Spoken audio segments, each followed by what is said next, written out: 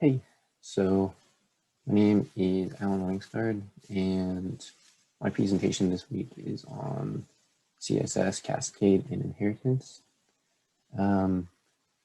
So first off, what is Cascade and Inheritance? So the Cascade part of the cascading style sheet, at a very simple, easy way to understand it is the cascade is basically the order of CSS. Well, so it's basically the order of CSS rules matter. So when you have two rules that apply with the same specificity to one element, the last CSS rule will take effect rather than the first one specified. And inheritance is basically properties inherit styles from their parents.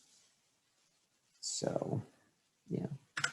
So cascade, like I said before, the order of rules matters, and specificity is what decides like what the element looks like.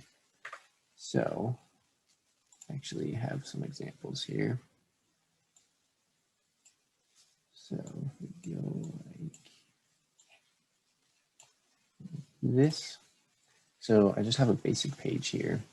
It's just got a few headings, it's got a paragraph, and like a few lists. So if we come over here, and real quick, I'm just going to, but okay. So here's one CSS rule, and so I'm just gonna set the color of the H1s to go brown. So as you can see, because I set that rule to brown, let's turn these headers brown over here. But if I go like,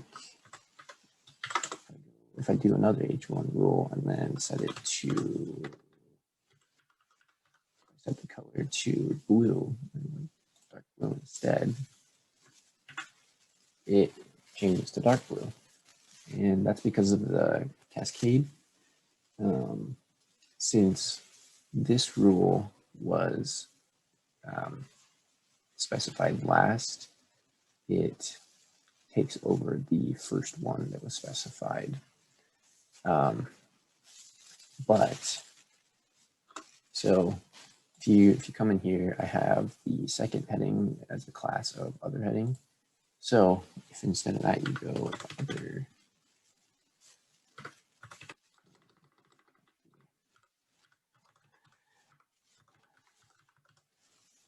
if you go like that, and then you specify the colors, so let's go with dark green, then for that heading, that takes over rather than using the other style, because this is a lot more specific than just the H1, and it points directly to that heading. And also, it doesn't matter which you have first or last. So if I were to paste that right there, even though this was specified after that, this is pointing directly to that heading and is a lot more specific than just the H1. So it still applies that style to that heading. Let's see. Okay, so go back to, okay, so we come back here. So let's see, like I was saying, so specificity decides, and so class selectors are a lot more specific, as I was showing you in that example. So And so yeah, specificity basically decides, it's kind of a measure of how specific the selector will be. An element selector is a lot less specific, like I was saying. Class selector is a lot more specific, and it will select only the elements with that specific class. It's so class, so that gets a higher like priority.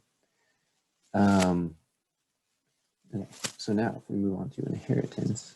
So inheritance, like I've said before, is basically some CSS properties will be passed down from the parent element to the child element. Like some, well, yes, some will be passed down, but some won't. An example of some that will, it's like color, font family, things like that.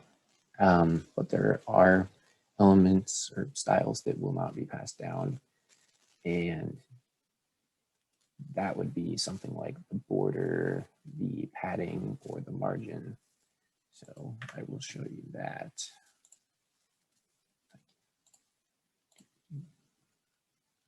Bring this back up.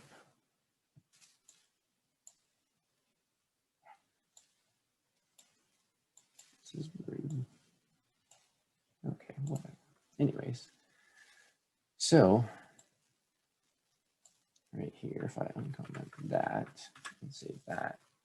So right here, this is just like a few simple style elements.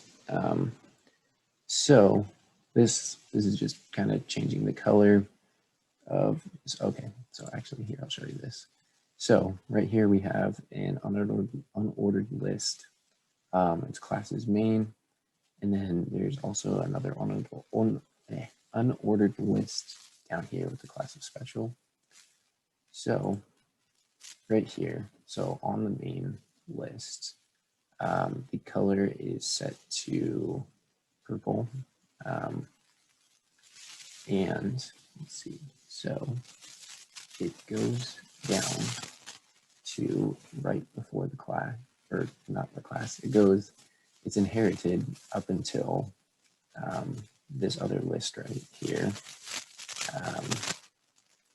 All of the list items in that list inherit from the parent, the color. But since the special has its own color of black that is specified, it does not inherit from the parent. Also, the main list has a specified border, but borders, like I said before, borders don't inherit down to child elements, which is a pretty good thing if you think about it, because when you do a border, like this border is kind of what you want. You wouldn't want a border to be around every single element, because then it would look off. So it's a good thing that some things don't inherit. Also, it also has a padding of like 1 EM, and it does not inherit down because it just puts it on that main element. But yeah. So also, if you were to do something like, you would change the font family to, let's go with Times New Roman.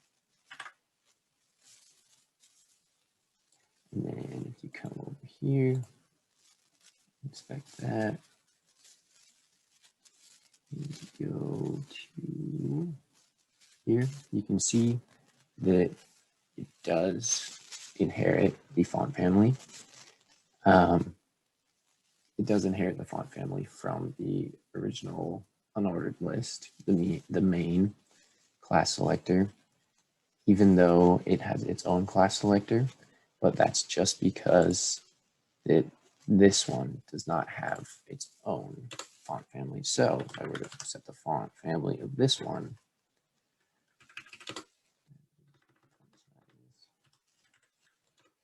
to Georgia,